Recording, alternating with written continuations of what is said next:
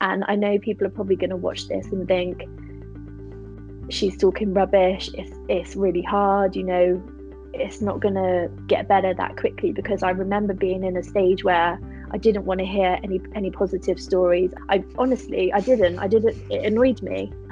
That's just me being, I knew that sounds rude, but I didn't want to hear the positives, because I was in such a dark place. But if I can, get anything across in this video, I do want to share with people that it can get better, and with a positive mindset and the right support around you, and really being determined with it, I do believe that you can make progress with it and it will get better.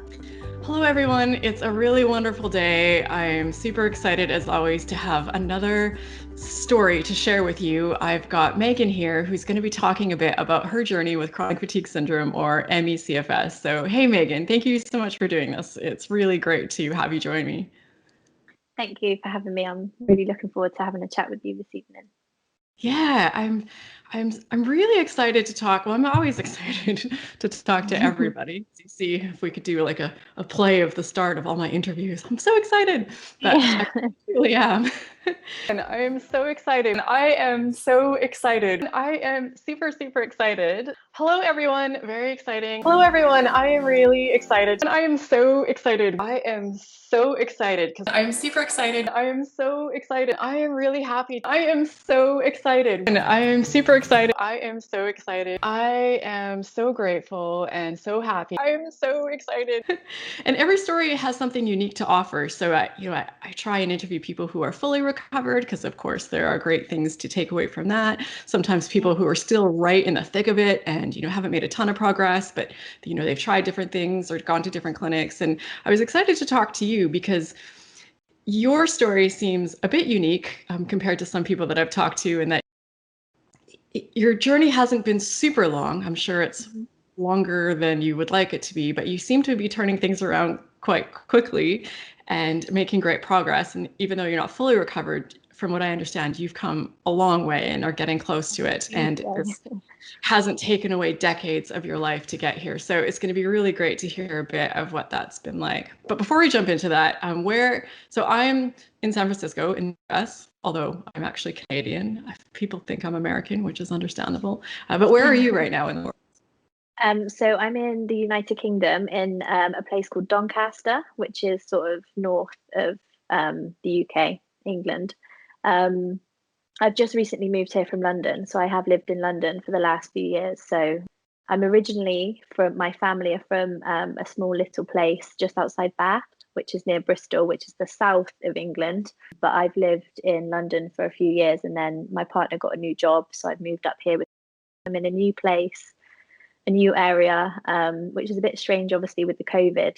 I can't go out and meet people, and so it's been a bit of a weird time, but it's given me time to sort of focus on myself, which has been good. So yeah, I'm in Doncaster currently at the moment. I seem to be connecting with a lot of people in England. It's not on purpose. It just seems to be happening that way. And yeah, I empathize. It's challenging moving someplace with this current pandemic. I was fortunate that I got to San Francisco a few months before COVID hit, but I was being a bit lazy in connecting with people and making friends. And I definitely regret that now, because it is really challenging now. So yeah, I empathize. Let's jump right into your story. So before any of this, I've always been super fit and healthy. I've always loved sport. I did sport at GCSE, I did sport at A level, I went to university to study sport. I'm a qualified PE teacher. I'm also a personal trainer and a spin instructor. So, everything in my life was sport and exercise and being healthy and all of that sort of stuff. And it was September 2018 where I think possibly it could have started then. I lost my nana, who I was extremely close to, and it was quite traumatic. And shortly after that, I got glandular fever. And that year was my teacher training year. So I had a really tough year with studying. Obviously, that was quite a traumatic time. And then it just hit me. And I don't know, something happened where I just became extremely unwell. And then I seemed to recover from that once I finished my teacher training, which was May of 2018. So I had the summer to sort of recover and get myself fully fit again, because in September 2019 I got my first teaching job in London. So I needed to be fit and well for, to start teaching in a secondary school as a PE teacher in London, which was fine. And I was fit and healthy. That summer I went on holiday with my parents and I was cycling 20 odd miles each ride with my dad.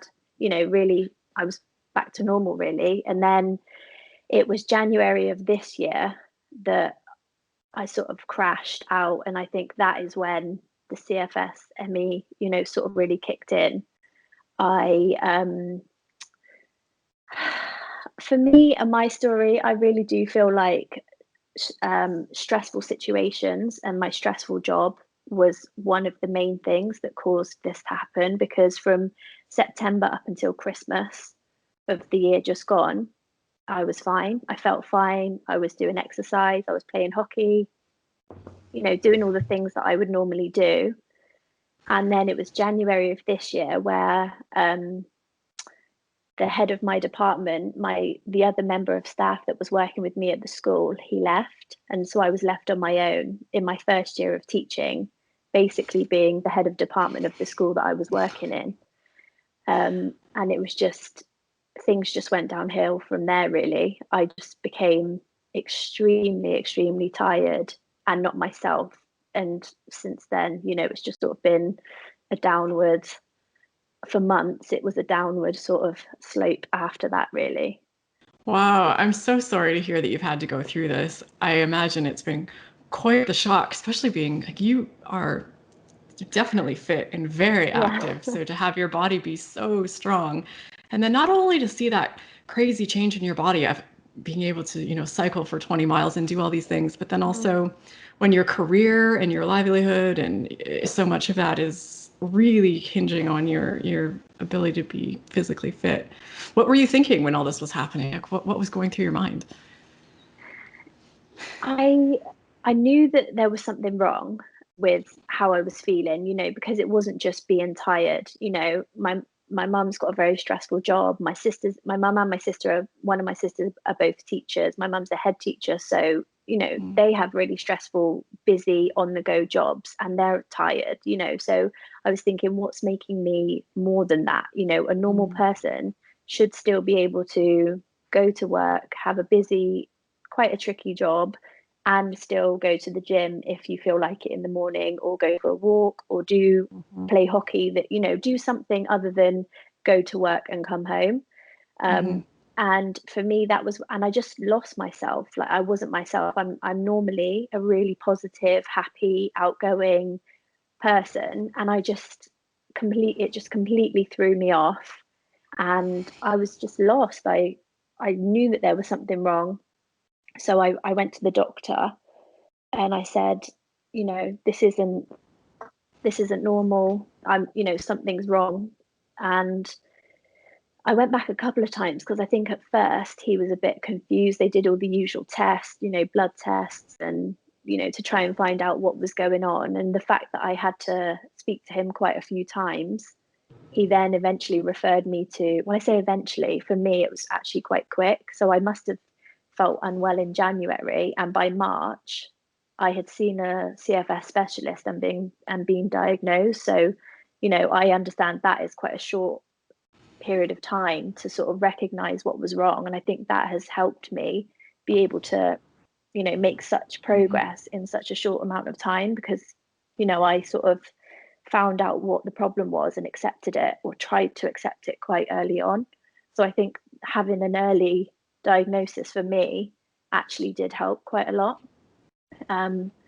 So once I got diagnosed, I was sort of, in January of this year, I was signed off school for 1 week because I just couldn't go in. I was just so unwell, with the tiredness and everything. And I felt guilty of not being at school, being the only PE teacher there at the time. I had this huge guilt, and I had a tutor group, so I was in charge of a year 7 class of students that sort of relied on me. And I felt like I needed to be in school, and that probably didn't help. I probably should have stayed signed off longer in January, and I didn't. I then was signed off again in March for about 6 weeks. And then, luckily, weirdly for me, COVID happened. So schools were closed down anyway. So I actually had that time, where everyone was in lockdown. I had extra time to try and recover without feeling guilty of not being at school. So yeah, that's how it happened, really. I struggle with this during my interviews because I really want to listen to what you're saying, and then it comes back to me. I'm like, oh, right, time for me to talk. Sorry. No, it's just it's a lot. It's a lot to take in. I'm glad that it got turned around so quickly. It's nice to see that that's happening, at least for some people, because so many people go sometimes decades without really getting pointed in the right direction. What did you think when they told you this diagnosis? Had you heard of it, and what were your thoughts about it? I hadn't heard any. I'd heard of ME, before, but I didn't really understand what it was.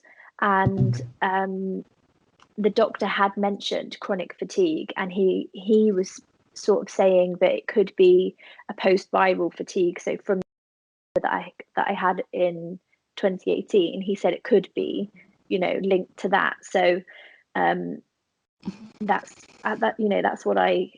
that's the first time really that I had heard of it. And then obviously when I saw the specialist, they sort of tried to explain it to me. But I think at first I found it really hard to accept and sort of understand. And I didn't want to accept it. And I didn't want to believe that this is happening to me. And then I started to do a bit of research, and I found your videos actually. And I was watching some of the recovery stories, and I had spoken to my sister put me in touch with a couple of her clients that also have ME. But unfortunately, their stories were quite a lot more severe than mine. So that sort of made me panic a bit, because I thought, oh no, I can't bear the thought of this becoming my life, So at the beginning, I found it really hard to accept, and it actually, mentally was really not good for me. But that's where PAMELA, your friend, PAMELA Rose, she's helped me massively in like both mentally and physically. So yeah, I think if I didn't have the sessions that I had with PAMELA, I wouldn't be in such a good position that I am today, accepting it and making all the changes that I have. So she helped me massively to even just accept it right from the beginning. Oh, that's really great. And PAMELA Rose, for those of you that aren't aware, she's a fatigue coach, and I've interviewed her on my channel. She also had her own journey with ME that lasted, a few years, but she managed to fully recover from it. So now she's done the training and she's become a coach, and she's working with other people that are going through this. If anyone's interested, I'll put her contact info in the video description. I'm really glad you found her. It's always so interesting to me to hear how different people react to this diagnosis. I think it depends on a lot of different things. And it makes sense that, you hadn't been unwell that long. And I think some people, when they have to wait a long time for the diagnosis, it sounds like it can feel like a relief. But yeah, early on to get slapped with something that seems so poorly understood and not a lot of great information out there.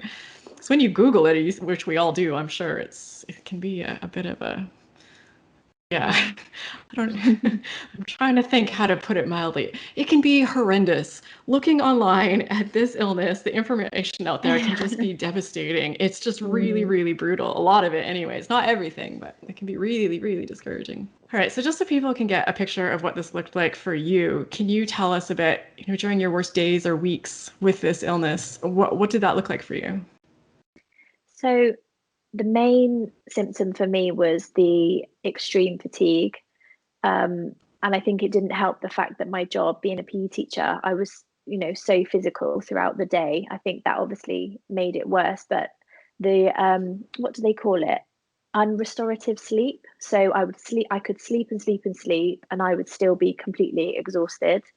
And I found that trying to explain to people, my family and my boyfriend, about being tired, it's not just being tired. It's mentally I was so tired, and physically the only way I can explain it is I felt like I had the life sucked out of me. I know that sounds really weird, but that is the only way that I can really try and explain to anybody how CFS made me feel.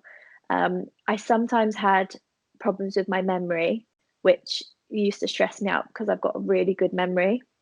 I can remember everything, and I would have problems remembering really simple things. And sometimes I would be affected with loud noises. So obviously, I would teach in the sports hall at my school, and the acoustics in the hall were really bad. So when I had a large class in there, the noise and the sound would really affect me. Luckily, that was it. Really, I didn't have any sort of. I know lots of people get aches and pains and things like that. I didn't have any of that. Mainly just the extreme fatigue and being quite dazed and not with it, not sort of there fully, were sort of symptoms for me. And what were your family and your boyfriend, what were they thinking, or how are they reacting to all of this? I think at first it was quite hard for them to understand and accept as well, purely because I've always been really active and really happy, and nothing really sort of got me down before ever. I'm 27 now, and my whole life has been fit and active. They've watched me play hockey. So I think it shocked them to see me how unwell and unhappy and low I've been this year. And I think also it's a really tricky condition to understand. So for a little while, it took them quite a while to actually understand what is going on, because I could put makeup on, straighten my hair, and I would look fine, and I could act like everything's fine. So at first, I think they found it quite hard to understand and come to terms with it. But Pamela helped me, find ways to explain it and give them different theories to try and put themselves in my situation to see if they could sort of understand that way how I'm feeling. So eventually, they sort of understood, and they're amazing and have been really supportive. So yeah, but I think for anybody, it's a really complex condition. And even now, sometimes I don't really understand everything. And I still have days now where I'm like, what's going on? I don't really understand. So it is really tricky I think that's also why I haven't really told many people, because I just can't be bothered to have to try and explain, or, the frustration of, I think a part of what I found really hard was, it being frustrating that people don't understand how I feel. And now that I'm in a better place, I know that it's impossible for somebody to fully understand how I feel, because if somebody said to me, I've got chronic fatigue, or I feel this, you wouldn't know unless you have suffered it. So I get it now that it was hard to understand, but at the time I found it really frustrating that close people around me didn't really understand at first. But yeah, they understand much better now and have been really supportive. So I've been really lucky, to be honest.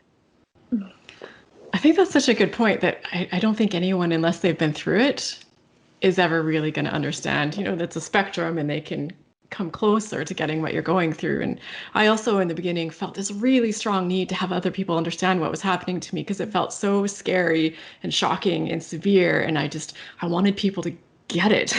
And I would just go blue in the face trying to tell them. And I think sometimes we come across as complaining and repeating ourselves because we keep sharing about our symptoms, but it's like, maybe if I say it one more time, this time it will Might understand. click. Yeah, no, Yeah. And definitely. And I do think that that's why I loved speaking to Pamela. Every 2 weeks, I had a session with her, because I knew that she was the only person that really did understand what I've been going through. And as much as I've got two sisters and I'm super close to them, and me and my boyfriend are really close, and my parents, they have been there for me, but they don't fully understand like she does, because she's been through it. So I find I wanted to say, one thing I wanted to say is, if anybody is struggling, like, I felt quite alone at the beginning, because I just I just felt like nobody got it. And no matter how unwell I felt or how unwell I looked or how many times I said, I don't feel well or I feel Mhm. tired or whatever, people still weren't getting it. And I felt like she was, she really understood. So if anybody is feeling alone or feeling frustrated that people don't understand, I definitely would recommend speaking to somebody like Mhm. PAMELA, that has been through it and can give you the right advice and can just listen. I think a lot of the time I would just talk at her and she would just listen to, probably me in floods of tears, but she would just sort of give me advice and, yeah. So I would definitely recommend speaking to somebody that has been through it or is going through it Yeah. to, for that extra support. Yeah, and I think, there are definitely, it seems to be a few people out there who have been through this, come out the other side, and now have come back and are, trying to help or give back or have become certified as coaches. And I'm glad that you brought this up because I think sometimes people wonder, should I get a health coach? Is there value in it? And I'm not saying it's for everybody, but even if that person isn't going to themselves heal you, the Mhm. support that they can give and be a sounding board and just, maybe ask you some good questions to help you figure out which direction to go next. So it seems like it has a ton of potential. Mhm. I didn't work with any health coaches during my recovery. I don't even know that it was such a big thing years ago. But yeah, I'm really glad that you found that and that it was helpful. And it does seem like we lack the vocabulary because I don't know what you find, but when I'm trying to describe it, it doesn't even seem like I know the right words. No, Like I can't tired even and say fatigued and no. yeah. And the Emmy, I can't even say the word. So yeah, I don't really know how to explain it. Yeah. And even just saying you're extremely exhausted still doesn't do it justice, if that makes sense. Well, yeah, it will make sense to you. You know what I'm talking Mm, about, but it just doesn't, that isn't yeah. enough for people to understand what you're really feeling physically and mentally. So it is a really tough condition. Yeah.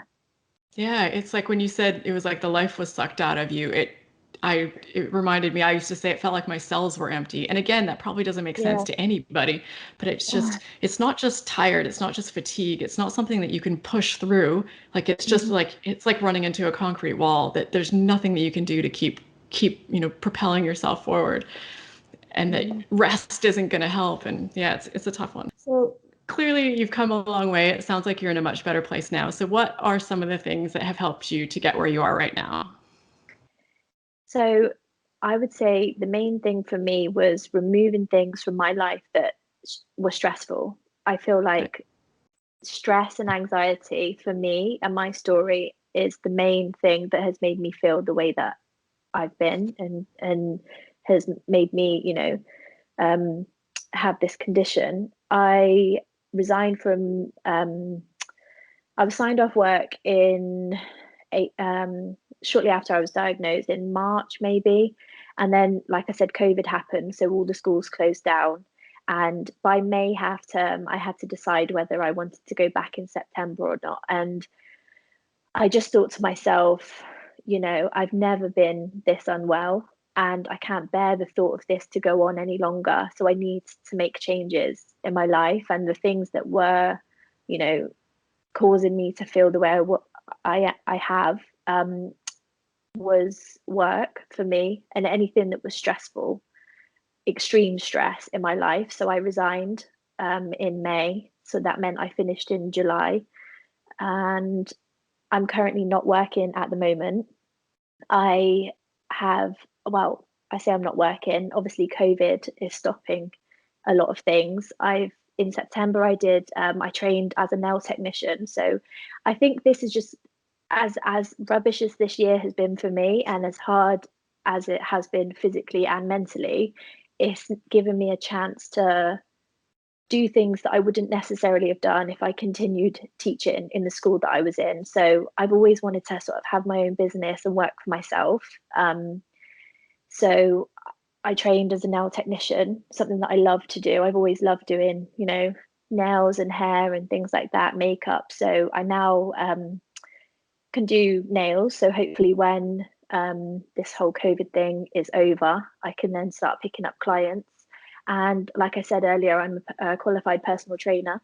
So I love, training and helping people. So I'm looking to get back into that as well.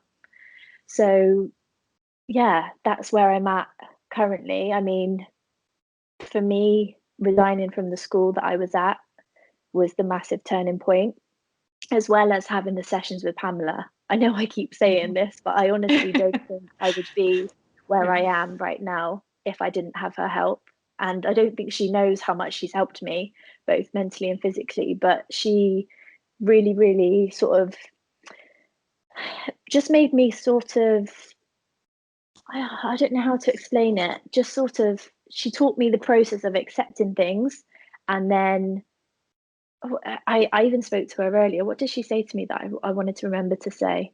It was, I looked at the situation as, instead of looking at the situation as if it will end, I turned it around and said, when is this going to end? So, I knew that I was going to overcome this, and I've tried to be as positive as possible and keep any negative or anything stressful away from me.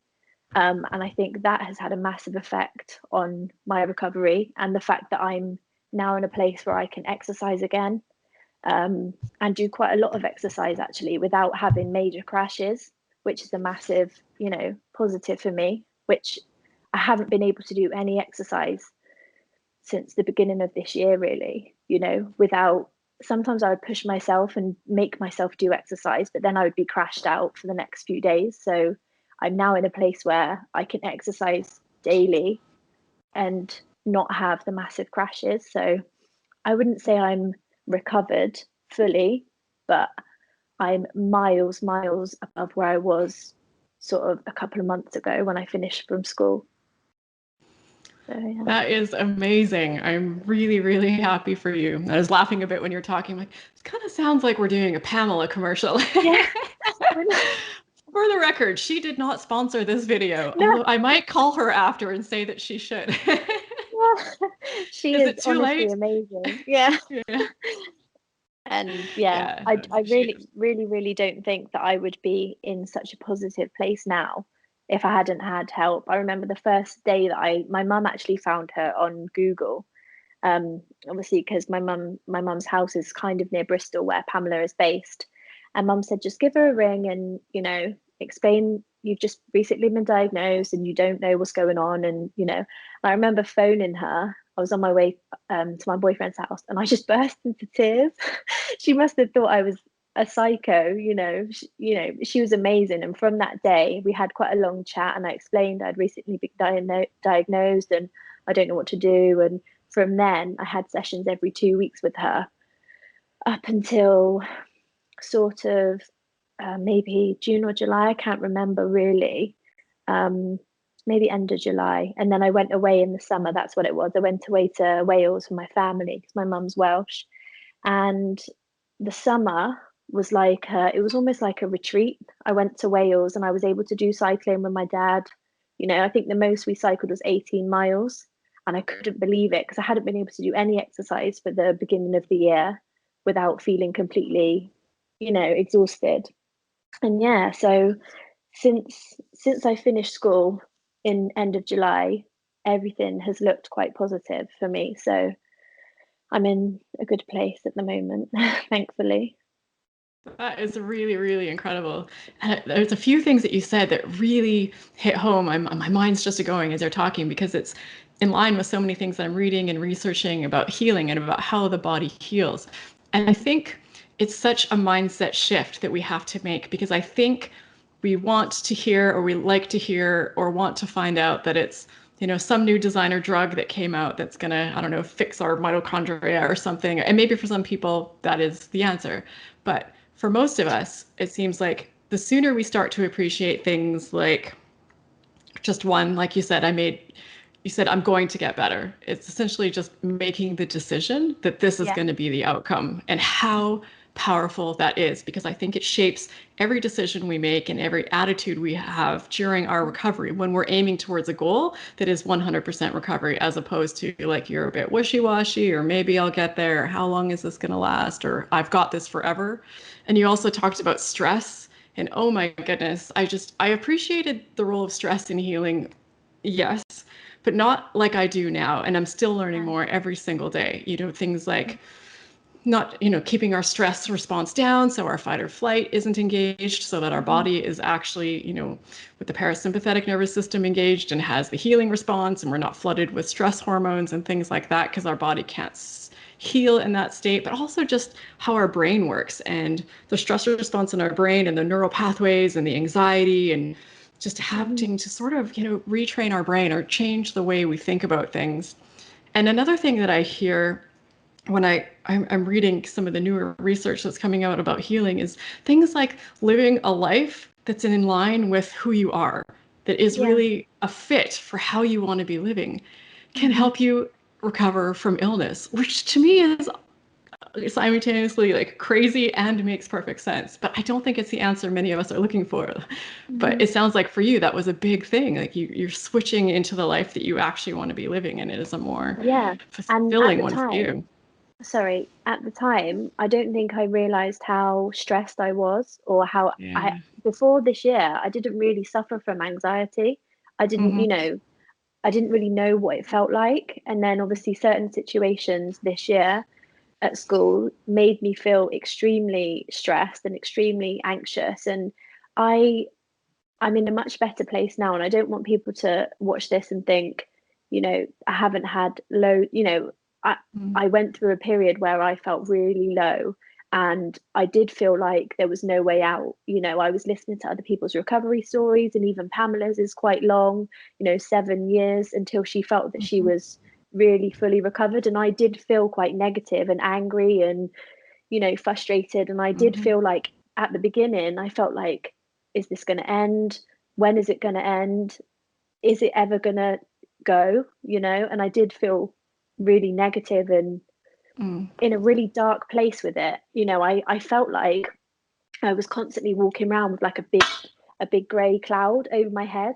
Like I was just, and then it got to a point where like you said, my mind, I had to change my mindset. If I wanted to overcome this, I had to, you know accept this is the situation. I can't change what's happened in the past. I can't change, what's led me to be where I am, when I got diagnosed. But what I can change is how I look at it and how I now move forward and try and change my life, um, in a positive way, and manage what I can to try and sort of overcome this. And I didn't realize how powerful stress can be on the body physically. I know, and this is what concerns me. I think a lot of people will be suffering with Mm-hmm. stressful situations or stress and not realizing the effect it has on the body.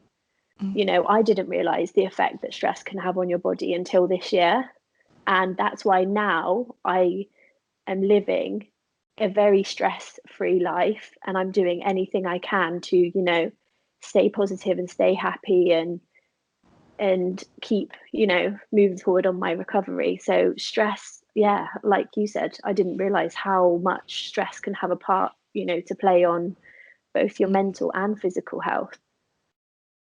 And I think you said something I think that's important is that a lot of us don't even realize when we're in it. Because when I No. got sick, I was in a very stressful job. Everything in my life was stressful, and I was a really high anxiety person. But I actually didn't Hmm. realize any of that. It was just so normal for me. It was just life that I Yeah. didn't even realize the state that I was living in, never mind the impact that it could have on my health. Sometimes No. I think we don't see it fully until we're out of it and we look back like, wow. No. And I think I knew that I had to do something about it, because it's almost like this year, the Meg that has been living this year, I didn't recognize her. I wasn't able to do any exercise, even a 15-minute walk, I couldn't do without coming back and being crashed out for the next few days. Or, right at the beginning, I tried to still go to hockey training. I played for a hockey club near my house in London, and I just I just didn't have the motivation or the energy, or I couldn't go to training. And the days that I did go, I couldn't do it properly. And that's when I thought, no, something is seriously wrong. And I don't want this to go on for a long period of time. I want the old Meg back. So I think that's another thing that I've been so determined to sort of, you know, not accept that this is how it's going to be and find any way possible to sort of overcome it. Yeah, if I've noticed one theme with the people I've talked to, and of course this is just anecdotal, but just from, you know, all the people I chat with online and interviews I do, if there's one thing that everyone who recovers has, it's that relentless determination and refusal to accept anything other than recovery. Because I think it can be a bit of a long road for some of us. So without that, you know, that's kind of the attitude or the is the fuel that gets us there. All right, so it sounds like getting the stress under control in your life, dialing back on some things, getting a life that's more in line with the life you actually want to be living, getting some support through health coaches and stuff. These things have helped you so far. Is there anything else that you've learned or that's been helpful for you to help you get back to this place where you are now? Yeah, I would also say that just listening to my body and listening to how my body is feeling right at the beginning, I like I said, I didn't want to accept this diagnosis, and I didn't want to accept that I was now not feeling well and I couldn't do the things that I did before. And I was still trying to go out cycling, and I used to teach spinning. Do you have like cycling classes in where you are? Yeah. So Yeah. I used to teach spinning once a week at my local gym.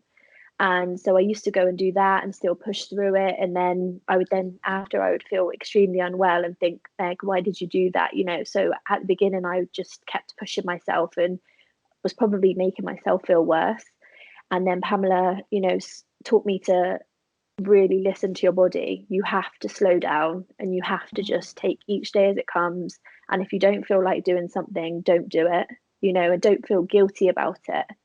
And I think when I overcame that sort of part of it, I was then able to make a slow, you know, um, to start my recovery really. So I would say the fact that I started to really listen to my body and not overdo it and not do anything for a long period of time. You know, like I said, I haven't been able to do exercise properly for months, which has been really hard for me considering I love exercise and, you know, keeping fit. But I had to just stop and listen to my body.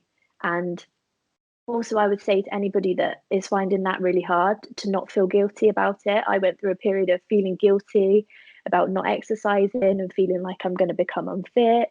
And then mentally, that was really hard for me. I went, you know, it's sort of a vicious circle, not being able to exercise, feeling rubbish in yourself, Yeah. feeling that you're getting out of shape or you're getting unfit.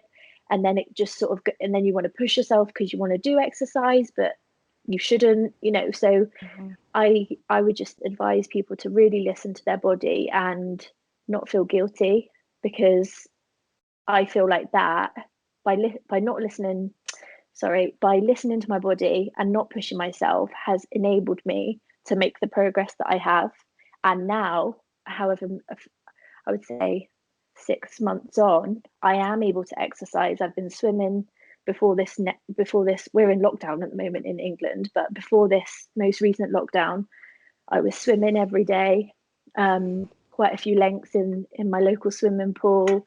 I've been going to the gym, lifting weights like I used to, going running, you know. So I can't really believe that I'm at the place that I'm at now, but mainly because I did listen to my body and I didn't push myself. So I would say that has helped me massively with my recovery. Yeah.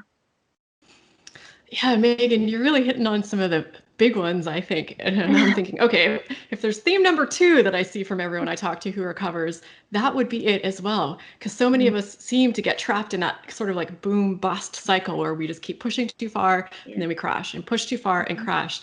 And not only does it keep some of us from recovering, it seems to keep some of us going back and back and back and getting sicker and sicker and sicker until we get ourselves into this state that it can feel almost impossible to get out of. I don't think it is impossible, but maybe just a little bit more challenging. Yeah. So yeah, that makes a ton of sense. And I imagine this is different a bit from country to country, you know, depending on culture and how people are socialized. But I don't know what you find, but it seems like we're brought up and we're socialized to not listen to our body. If we want to be successful, if we Yeah. want to be, you know, someone who's respected and blah, blah, blah, is to not listen to our body. Just push through, keep going, find a way. like brag about how you get by on 3 hours of sleep. And, it just doesn't seem like the world has taught us to listen to our body. It's such a foreign thing. At least for me, it was a tough thing.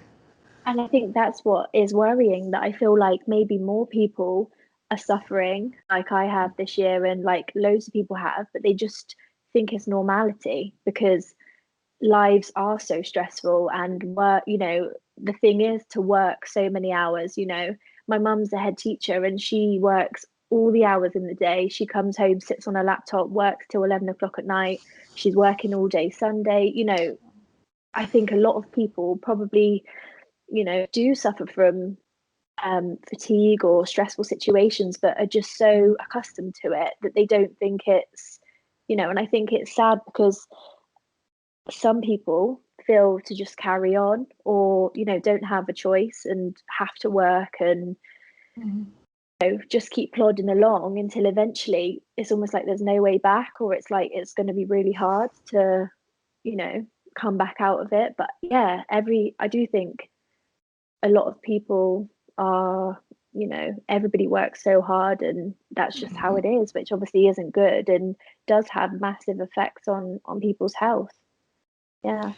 And when you've been taught what to do in those situations when you start feeling unwell is to push harder and to work harder and push through. Like, it's just, what hope do people have of getting well? Yeah. So it's really great that you've figured this all out so early. Thanks to Pamela. We haven't mentioned her in like 4 minutes, so I figured I should bring her up. Good job, Pamela. No, she's awesome. I'm happy to mention her all day long. She's really doing really great work.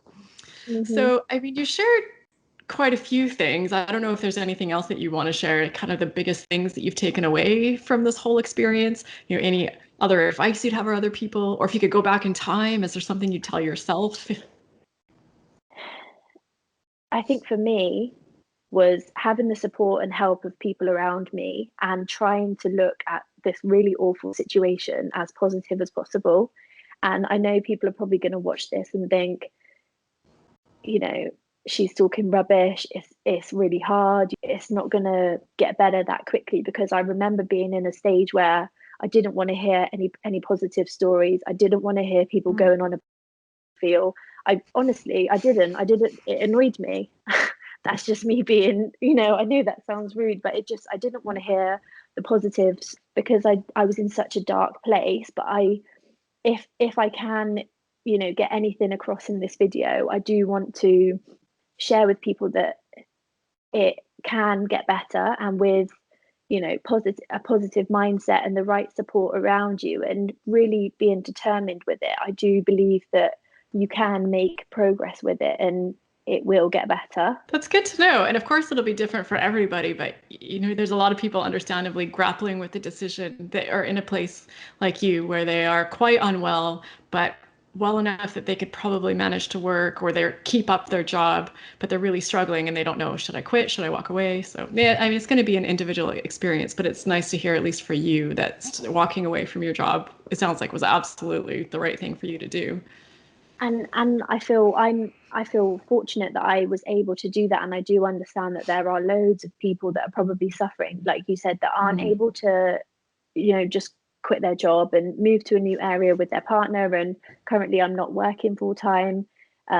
So I get that it's not as easy as that for a lot of people. I just would say, try and find time for yourself and your mental health and, doing things that you love other than work. If work's a stressful situation or something that you don't really enjoy, do try and find the time to do things for yourself that make you happy and, that are going to keep your mind positive and, keep you in a good space mentally. And I think that will have an effect on your body physically. Yeah, I think that's a good tip. I mean, we can only focus on what we can control. And if you can't quit your job and that's not an option, then yeah, I think that's really solid advice, just to look at other ways that you can reduce stress and bring some joy into your life.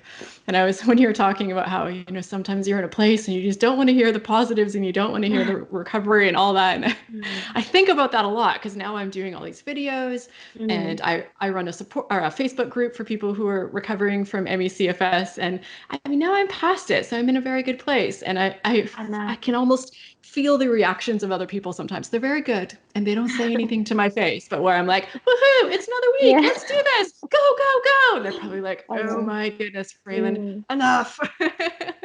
I'm having a horrible week. I don't want your sunshine. Blah, blah.